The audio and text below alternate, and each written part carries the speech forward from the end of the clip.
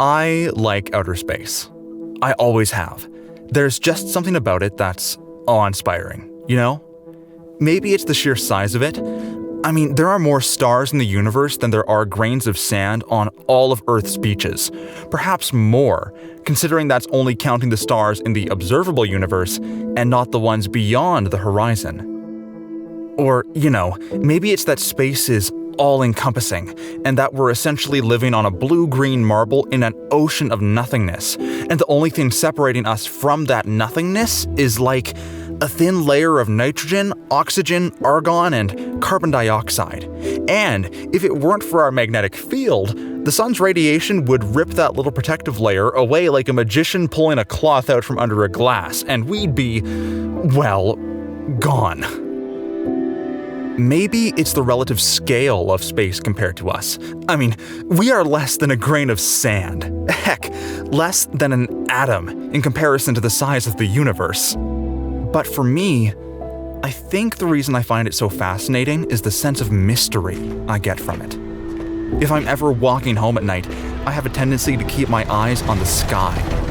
I can't help but wonder what's out there, what's on the planets that are orbiting the stars that I can see. Then, I typically walk face first into a stop sign. But, I mean, it's a small price to pay for that sense of mystery.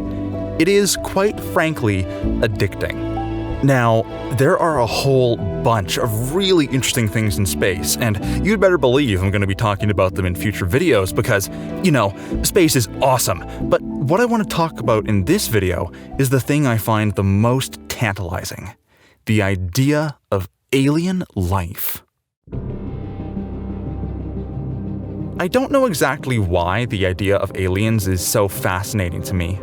I'm not even talking about, like, UFOs and government black sites. I'm not talking about the stuff that is supposedly happening here on Earth. What I'm talking about is the stuff that might be happening out there, out in the black. Just think about it. The universe has existed for around 13.8 billion years. Now, to put that in perspective, Earth is around 4.5 billion years old, but modern humans have only walked the Earth for around 2.2 million years. The numbers are freaking mind-boggling, and that's coming from a guy who is legitimately allergic to numbers, so that's saying something. Anyway, from what I understand, the earliest estimate for life having formed on Earth is around 4 billion years ago, give or take a few hundred million. But that still leaves like 9.3 billion years of time left over where life on Earth, or heck, Earth itself, didn't even exist. It's not like stuff wasn't going on out there in the greater universe.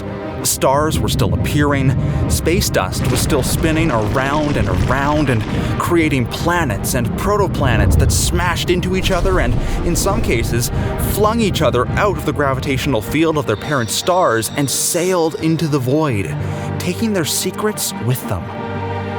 So, taking all of that into account, when I pair it with the idea of modern humanity only being 2.2 million years old or so, my heart skips a beat, because it means that while we were still bacteria swimming around in some primordial ooze in a tide pool somewhere, there could have been galaxy-spanning civilizations that were out there, conquering the stars in the name of, well, whatever aliens do things in the name of.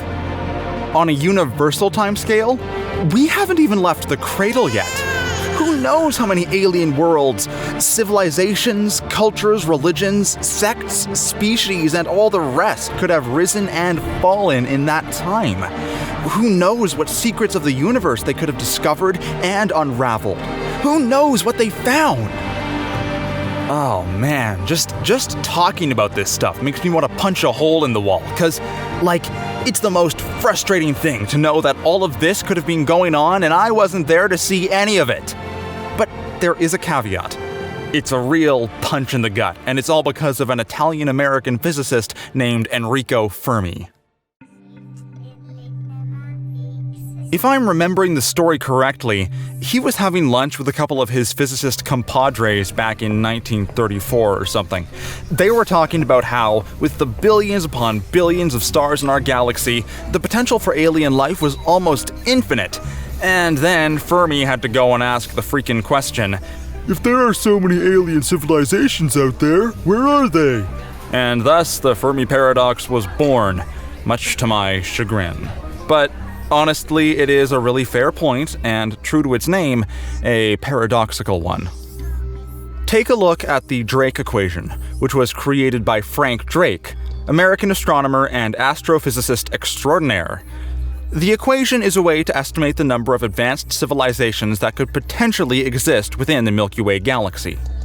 The answer to the equation is based on 7 variables. 1.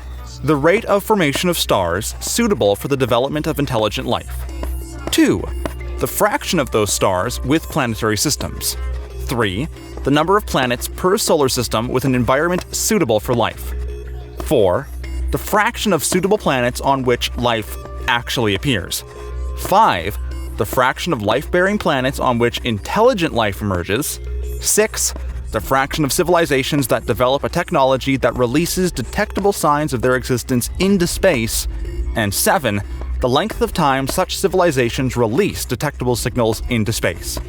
If we know the answer to all of those questions, we get the number of civilizations in the Milky Way galaxy whose electromagnetic emissions are detectable.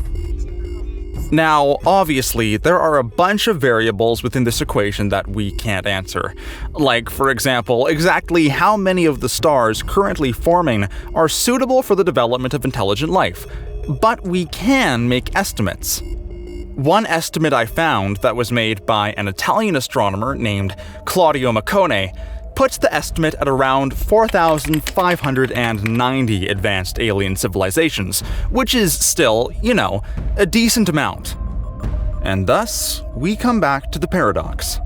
If there are so many of these advanced civilizations, where are they? It just doesn't make sense that we haven't seen or heard anything from any of them. I mean, modern Earth is essentially a giant radio station. The amount of radio signals that are being blasted off Earth and into the depths of space every single second is truly mind-boggling. So even if we didn't have organizations like the SETI Institute, we'd still look like a flare shot into a dark room on any sort of alien device that can detect radio signals. Why haven't we been contacted?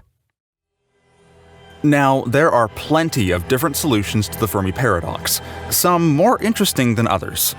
One of the more mundane theories is that of the Great Filter. What is the Great Filter? Well, the Great Filter is a sort of theoretical barrier that prevents life from progressing to a point where it is able to contact or be contacted by other life forms. The things that immediately come to mind are nuclear war, or superintelligent AI that decides to wipe out the civilization, like in Terminator, or self-replicating nanobots that turn into a gray goo and eat everything. Or perhaps a more mysterious filter that we haven't reached yet. However, there are a lot more filters out there that aren't nearly as dramatic. For example, it could just be that planets that support life are extremely rare due to a variety of factors.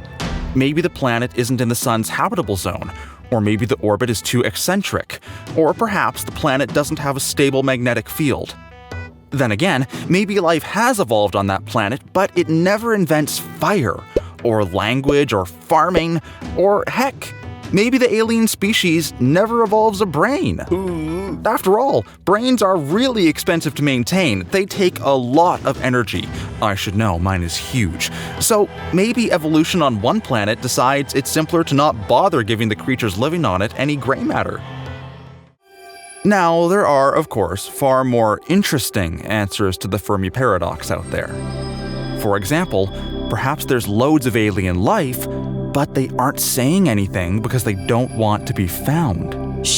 Maybe there's something out there in the deeper parts of the universe that they uncovered, and they aren't sending out any radio signals because they don't want whatever it is to come and find them. Maybe we're shooting ourselves in the foot by not being quiet too. Maybe it's already on its way towards us. Or it could just be that we are too boring to bother speaking with. I mean, if there's an alien species that's billions upon billions of years old and has already seen the whole galaxy and is able to transport their consciousnesses from point to point in space in a matter of moments, why bother contacting us? Maybe they're like a bunch of old people watching the children play. Maybe they'd rather sit back and watch the universe tick by. Another possibility is that there's intelligent alien life everywhere, but we're too dumb to recognize it. After all, the only form of life that we have experience with is that of life on Earth, and so we naturally assume that life on other planets will be Earth-like in nature, but that's only a guess. Maybe there are forms of intelligent life so bizarre and abstract that we wouldn't even recognize them if they were right in front of us. Maybe black holes are intelligent on some level.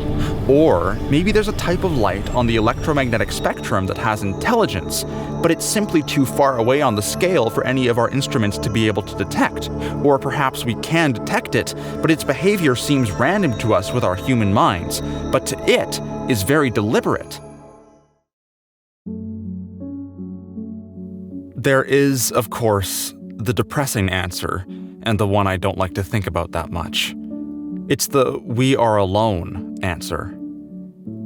Maybe we aren't receiving any alien hellos from Kepler 452b because there isn't anybody there.